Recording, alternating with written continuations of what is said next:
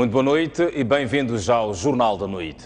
A segunda campanha agrícola na província de Gaza está em risco na sequência da paralisação do fornecimento de água da barragem de Massingir. Por falta de chuvas, a barragem secou, deixando milhares de pessoas em desespero. A barragem de Massingir está localizada no norte de Gaza e é a principal fonte de abastecimento de água da província.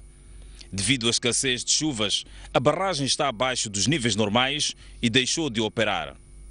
A situação é crítica porque a Direção das Águas da região sul diz que já esgotou todos os mecanismos de gestão da barragem. A falta de chuva não gerou escoamentos e a falta de escoamentos resultou na falta de água nas nossas albufeiras. Neste momento não há condições técnicas para fazer a descarga da água à jusante de Massingir.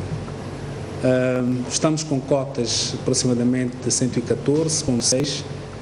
Estamos a mais ou menos 40 a 50 centímetros da cota da soleira, onde é possível, portanto, fazer-se esta descarga. Nós tivemos chuva nos últimos tempos, portanto, nas últimas 2 semanas.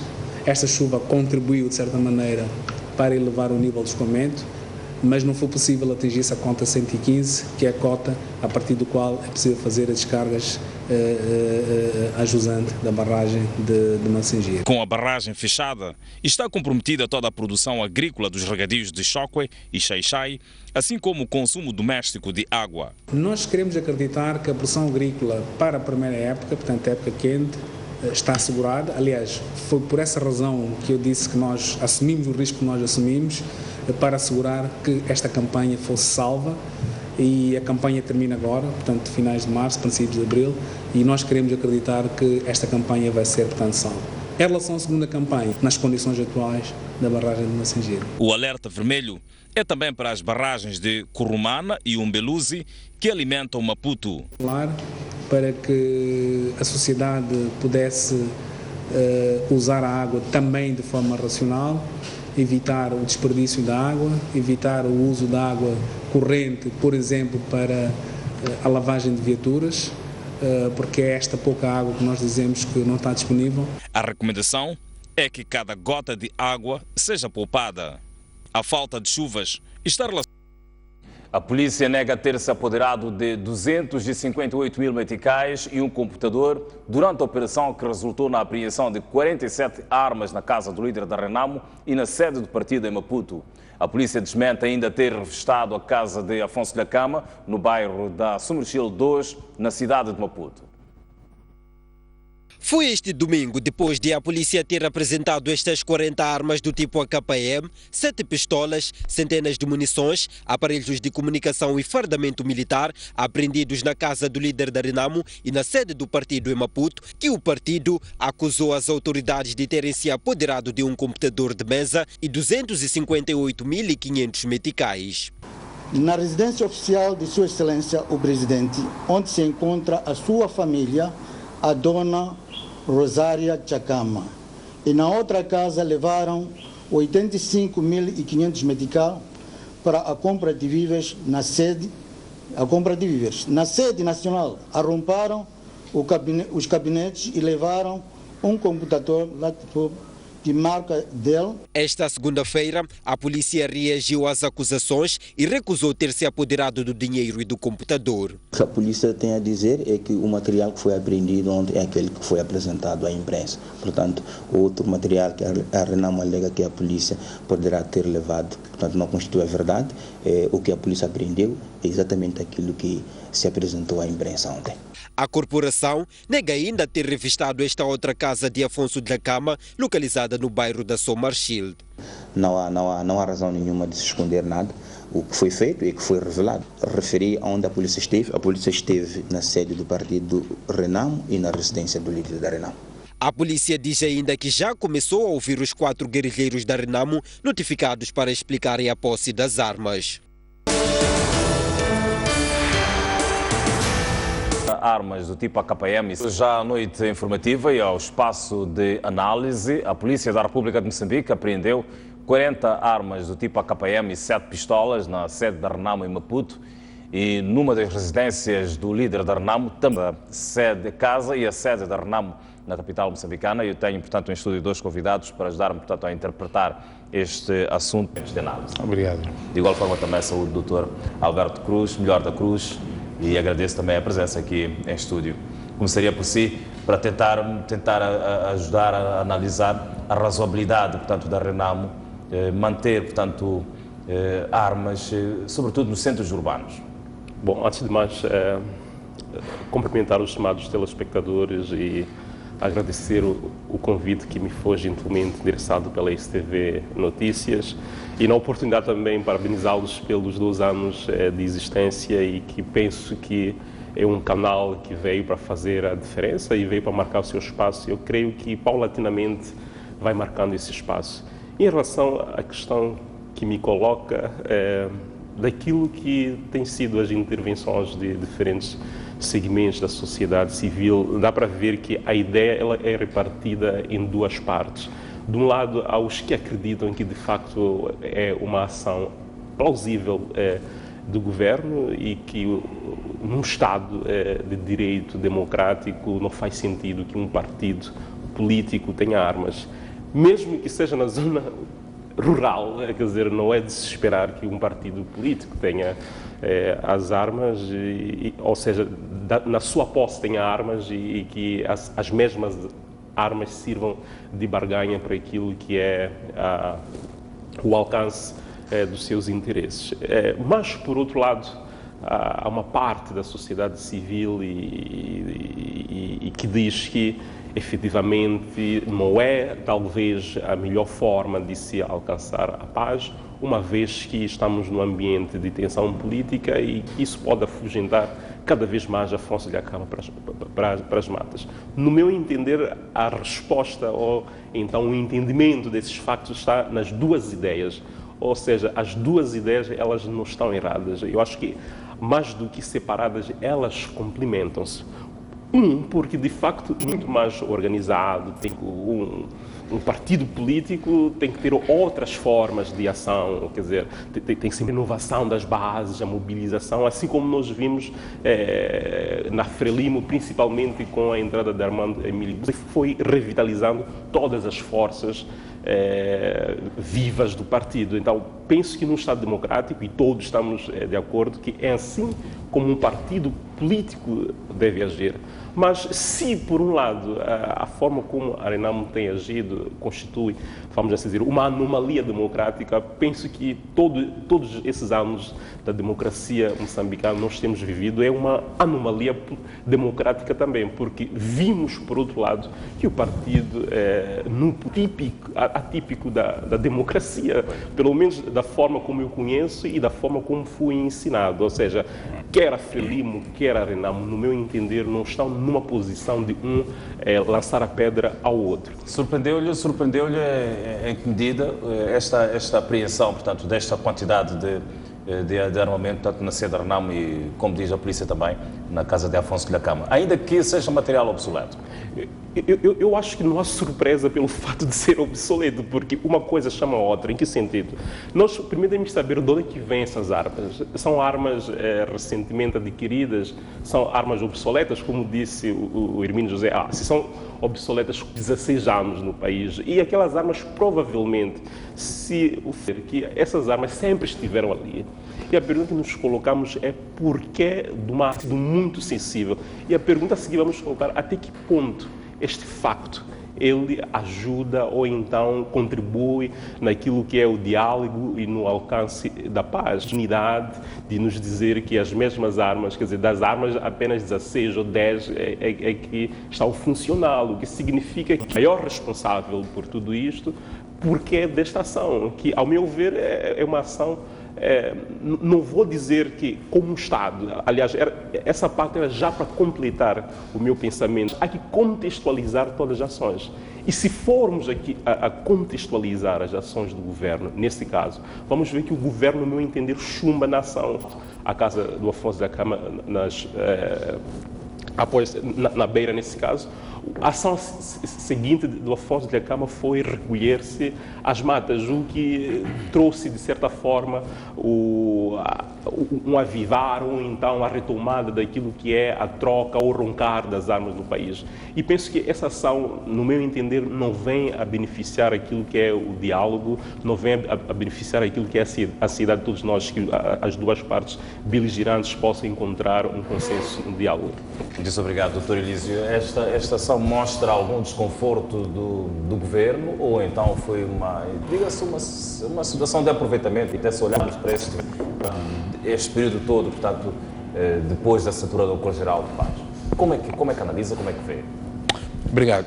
Primeiro, permita-me cumprimentar a todos os telespectadores, a Sr. Hermínio, ao Dr. da Cruz, e mais uma vez agradecer o convite que foi gentilmente formulado. E também, na mesma esteira, portanto, mais uma vez congratular a STV Notícias pelos 2 anos. Aliás, é a primeira vez que estou cá depois da festa do aniversário da STV e, portanto, dar parabéns, portanto, à televisão.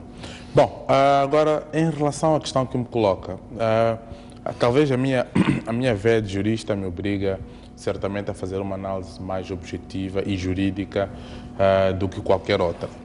Mas também não podemos descartar, portanto, a questão política. Vamos olhar então juridicamente este caso. Bom, trata-se aqui de uma espécie de, portanto, uma ação que pode ter 2 vertentes, que é uma apreensão de armas. A apreensão de armas pode ser uma apreensão meramente administrativa, como também pode ser uma apreensão judicial. A apreensão meramente administrativa deve ser em consonância com aquilo que são os ditames que estão, portanto, plasmados no regulamento número 8, no regulamento de armas e munições, que é aprovado pelo decreto número 8/2007, portanto, e este decreto diz claramente quem que pode ter armas numa situação normal e só se pode eventualmente requerer armas de defesa pessoal e armas também para caça e recreio desportivo. Mas as armas que foram apreendidas estão compreendidas no capítulo das armas de guerra, portanto tem que ter mais que 9 milímetros e pelo menos de calibre e mais de 10 centímetros de comprimento, que parece que estamos a falar da AK-47 e muitas outras. Estas são tidas como armas de guerra e as armas de guerra não são passíveis, portanto, de detenção para a defesa pessoal, a não ser que haja uma licença especial para a guarda privada, não é? Agora, quando se trata de armas de guerra, o mesmo decreto, portanto, o decreto 8/2007, dita claramente no seu artigo 103, que 103 número 2, é da exclusiva competência das Forças Armadas de Moçambique, não das Forças de Defesa, porque nós temos um novo conceito agora que estamos a ter, que é FDS, que é a Força de Defesa e Segurança, que não se compreende muito bem o que é isto, não é? Porque nós temos a Polícia da República, temos, portanto, as Forças Armadas, não é, de Moçambique, depois temos algumas forças paramilitares, etc. Então, não se compreende muito bem de quem foi a ação, portanto, protagonizado, se é da polícia ou da parte ou do Ministério da Defesa, na parte, portanto, dos militares, mas quero parecer que por aquilo que são as informações que me chegaram, que foi uma ação policial. E parece-me que nos termos do artigo que eu citei, a apreensão de armas de guerra só é da exclusiva competência das Forças Armadas de Moçambique. Então, parece-me que aqui há um problema de legitimidade para começar em relação a esta apreensão. O ponto 2 é saber se de facto estamos numa apreensão administrativa, porque a administrativa tem que ser exclusivamente relativa a ausência de licença ou uma licença, portanto, ineficaz, que seria, nesse caso, uma licença caduca. Me parece que não é o caso, não é? Estamos aqui a tentar discutir, a descortinar, para ver se trata-se eventualmente de uma situação que tem que ver com os acordos gerais de paz ou não, não é? Não se sabe. Mas uma coisa é certa, é que se tratam de armas num número, portanto, assustador, se tratando-se de um particular. Agora, colocando-se a hipótese destas armas fazerem parte, de facto, do acordo do Acordo Geral de Paz, temos aqui, portanto, em sede de alguma violação por parte do governo, portanto, aquilo que foram os pressupostos desta lei. Bom, se admitirmos que o acordo vai nesse sentido, não é? Temos que admitir porque os acordos até hoje, diga-se passagem, são quase que um mistério. Mal se sabe qual é o seu conteúdo, portanto temos aquela parte geral, mas também existiram outros acordos paralelos que parecem que não foram tornados públicos ainda. Então, mas vamos imaginar que o acordo, portanto, dava direito àquele número de armas que, portanto, o cidadão Afonso Gama ou a sua família pudesse ter, eventualmente, a sua produção. Está necessariamente numa situação flagrante de abuso de poder, não é? Porque haveria, eventualmente, um comando legal que legitimava aquela ação excepcional e teríamos uma situação em que havia uma intromissão, portanto, por parte das forças, portanto, por parte da polícia na residência deste cidadão, não é? Encarando como cidadão normal, não é? E daí que estar-se-ia naturalmente numa situação de violação, portanto, e também uma apreensão ilegal que até pudesse conferir contra as infrações criminais. Mas para chegar a este ponto de dizermos que, olha, isto de facto é uma violação por parte da polícia, era preciso que tivéssemos a certeza absoluta de que os acordos vão nesse sentido. Agora, um outro aspecto que eu penso que está a acontecer neste caso, não me questionou, mas talvez ia adiantar, que é, não há só armas apreendidas, há outros bens que se dizem que foram apreendidos, como valores monetários, fardamentos, etc. É preciso perceber que a apreensão dos bens em processo penal tem uma linha de orientação, tem uns ditames. Portanto, primeiro temos que ter uma autorização judicial. Isto é básico, não se pode escapar disso em qualquer forma. E depois da autorização judicial, tem que se ter em conta os limites temporais, se foi feito de dia ou de noite, não é? Para aqui não interessa, portanto, há algumas correntes de opinião que levantavam a possibilidade de questionar pelo fato de ter sido feito num domingo, mas isto não interessa, portanto, todos os dias, portanto, são dias que podem ser praticados atos de processo penal, bastando que se respeite, portanto, as horas em relação à apreensão e buscas.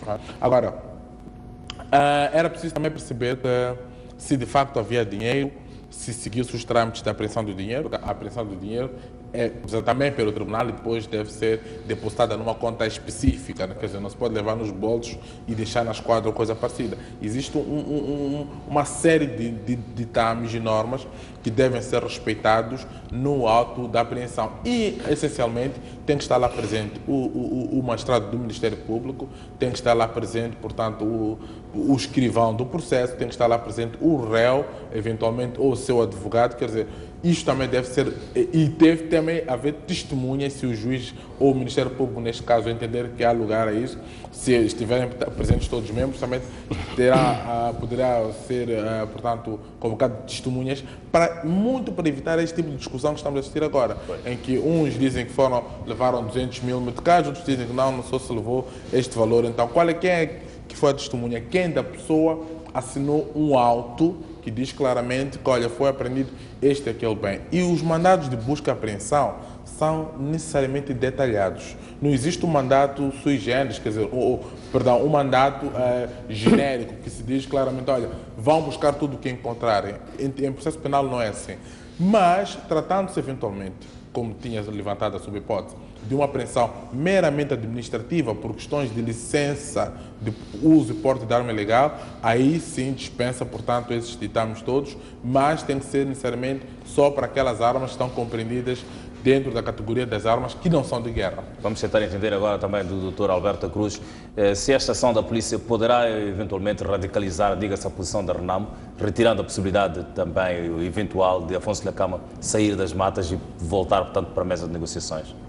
Bom, antes de mais, queria tecer alguns comentários sobre a explanação do meu colega do painel, que, quer dizer, de tudo que disse, quer dizer, eu acho que isto vai desaguar a um porto que efetivamente há uma extensa irregularidade. Quer dizer, eu não sou formado em direito e não quero discutir essas matérias, mas está claro de que a ação do governo, ela foi, vamos assim dizer, um pouco anormal por todas as razões. E Uma das grandes consequências de tudo isso é o que disse muito bem, quer dizer, hoje em dia nós sabemos quem fez o quê, quer dizer, ora há um computador apreendido, ora há 285 mil meticais apreendidos, quer dizer, a Renamo até pode dizer que houve 1 milhão de meticais apreendidos,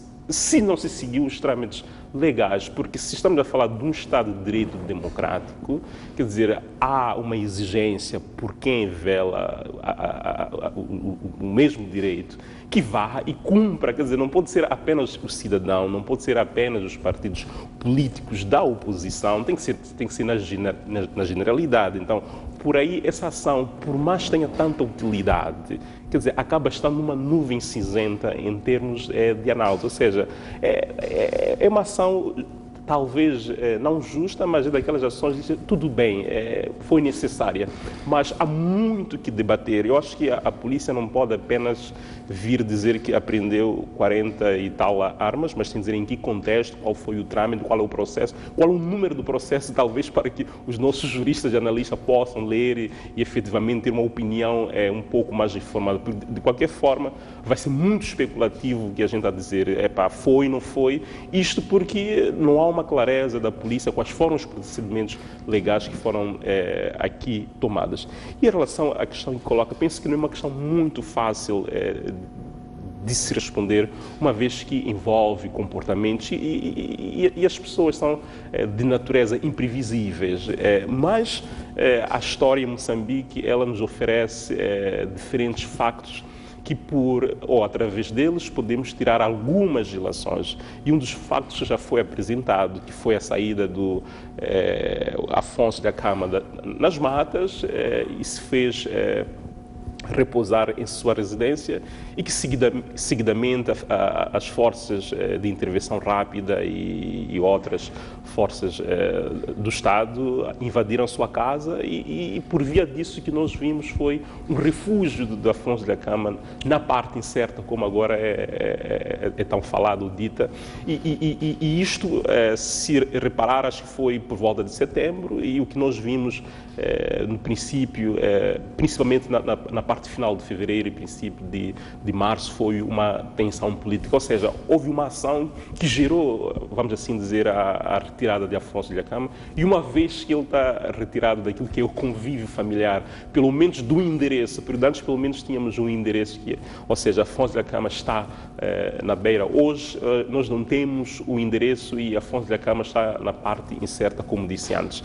E isto também pode-se ter neste momento, ou seja, a consequência desta ação pode agudizar cada vez mais aquilo que é o refúgio de Afonso Dhlakama nas matas, porque vejamos, se repararmos aquilo que foi se a memória não me engana, a última intervenção de Afonso Dhlakama é que ele não podia vir à cidade porque não estavam criadas condições de segurança. E, uma vez mais, ele citou a questão da beira, a invasão das forças na cidade ou na zona urbana, como o Hermínio muito bem disse antes. Então, há aqui levar esse debate. Por um lado, nós criamos um grupo news e, por outro lado, há uma ação do governo que já provou, ou seja, vamos voltar sempre à mesma pergunta, qual é a finalidade disto? Aonde é que nós vamos chegar? E esta promessa lançada ontem pelo senhor Sufo, portanto, a conferência de imprensa da Renamo, de que Afonso Dhlakama iria reagir politicamente. Como é que entende esta reação política de Afonso Dhlakama? O que é que pode pressupor esta reação política de Afonso Dhlakama? Eu sempre disse e vou continuar dizendo, quer dizer, quem quiser que condene, mas no meu entender, Afonso Dhlakama não é daqueles que efetivamente quer a guerra.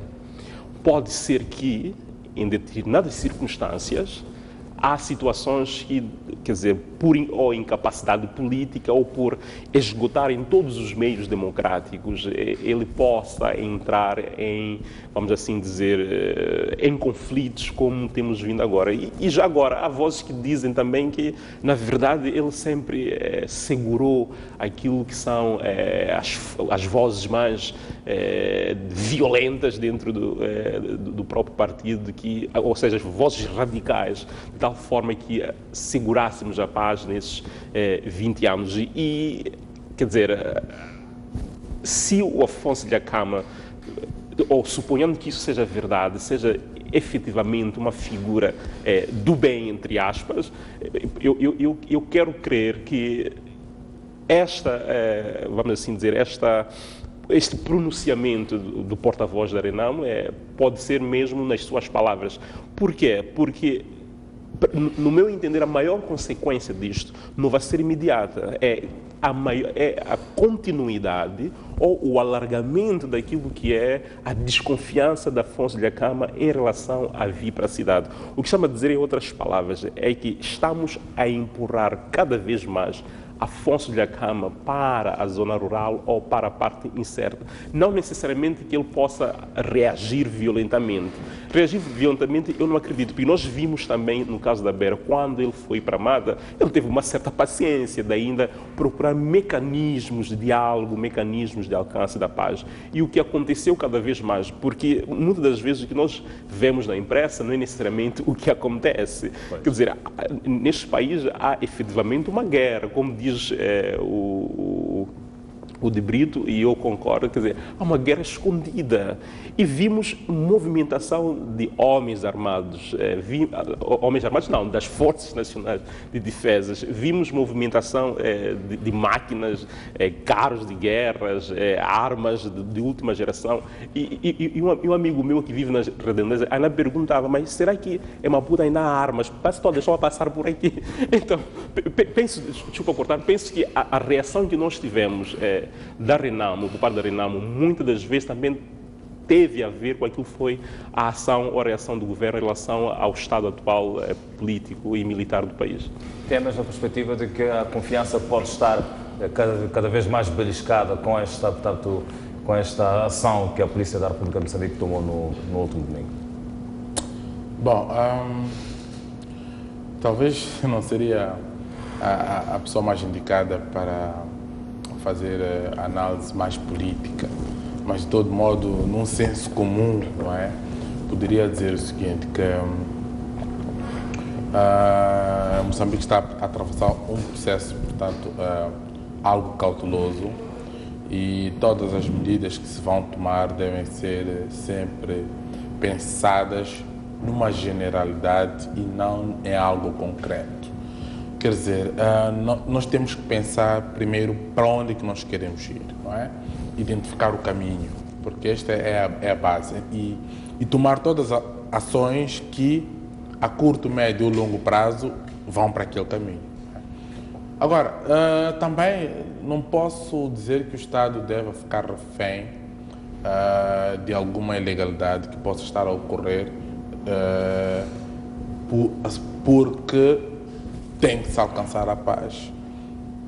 Por vezes, há algumas ações que são tomadas ou que devem ser tomadas, mas em defesa também da segurança das pessoas. Quer dizer, o país, estamos nesta instabilidade política, portanto, político-social, assim como se tem dito, ou militar, não é?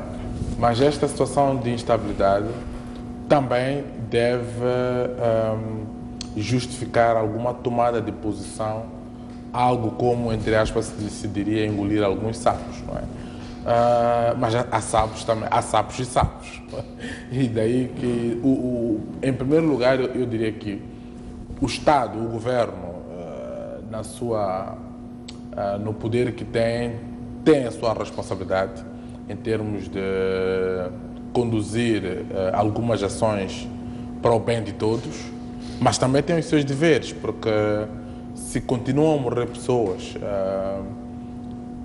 inocentes, e muitas vezes pessoas que nem têm nada a ver com estas quesilhas políticas, não pode o Estado cruzar os braços alegando que está a tentar negociar uma solução quando existe uma força para impedir este avanço daquilo que é o número de mortes que vem acontecendo. Não lhe parece paradoxal que, portanto, haja esse esforço, essa vontade manifesta de criar-se espaço para o diálogo, criar-se uma comissão que vá preparar, portanto, este diálogo e, por outro lado, algumas ações que possam minar, possam beliscar, portanto, esse mesmo diálogo? Bom, eu já pensei que fosse paradoxal, mas quando nós temos, portanto, a divisão de dois números iguais acaba sempre dando no 1. O que quer dizer com isto? É também um paradoxo que nós tenhamos uma Renamo, portanto, que esteja no mato e temos uma Renamo na Assembleia da República. Para mim é paradoxal. Assim como temos um governo que também inseta esforços para alcançar a paz, por via do diálogo, mas também que vai lá combater, portanto, aqueles que queriam estabilidade. Então há uma espécie de um duplo paradoxo. E eu penso que numa situação destas tão sensível, era preciso que se desse voz às pessoas ou aos membros de cada grupo mais pacíficos e menos beligerantes, porque muitas vezes as posições são tomadas resultado de uma discussão coletiva, não é? Que se chega a um certo entendimento. Olha, portanto, o grupo entende que a melhor posição democraticamente é esta, não é?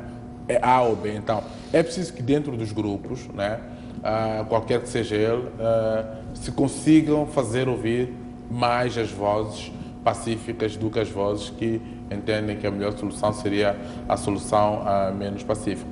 Mas eu penso que isto é uma questão que se deve resolver em conjunto, a partir das bases, e só, por fim, não seria o último passo, mas um dos passos tinha que ser necessariamente o encontro entre os dois mais altos representantes de cada lado, para que, portanto, com chave de ouro, se selasse esta quesilha que ninguém saia a ganhar com isto.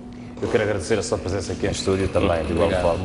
Portanto, por este momento de análise neste nosso tema, portanto, o desarmamento da Renamo, depois da Polícia da República de Moçambique ter apreendido 40 armas do tipo AKM e 7 pistolas na sede da Renamo, na capital moçambicana, e também numa das residências de Afonso Dhlakama.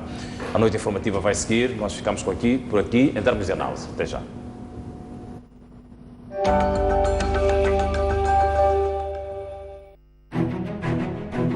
Mais um baú. Recordações, momentos